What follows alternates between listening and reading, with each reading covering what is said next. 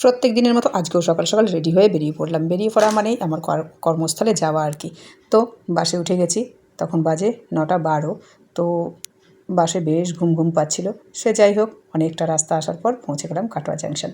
তো কাটোয়া জাংশনে পৌঁছে আজকে কিন্তু আমি আর লাইন পার হচ্ছি না, কারণ প্রথম থেকেই দিয়েছিল 7 নম্বরে দেবে, কিন্তু তারপর দেখলাম যে না, অ্যানাউন্স হচ্ছে যে ট্রেনটা নাকি 2 নম্বরে আসছে।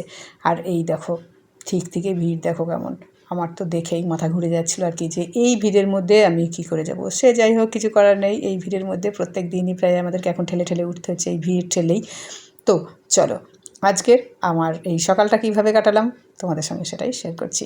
তো এই ভিড়ে আস্তে আস্তে এখন আমি চলে যাচ্ছি মানে এই আজিমগঞ্জের দিকে, একদম শেষের দিকে, শেষের কম্পার্টমেন্টে যে লেডিসটা আছে ওই লেডিস কম্পার্টমেন্টে উঠবো গিয়ে। কারণ আর এখন যেতে যেতে এই দেখো অনেকটা ফাঁকা ফাঁকাও হয়ে গেছে কিন্তু। তো শেষমেশ ফাঁকা হলে কী হবে, দেখলে তো কত ভিড় ছিল ট্রেনে। তো জায়গা না পেয়ে এই যে গেটের কাছেই দাঁড়িয়ে আছি, কী আর করা।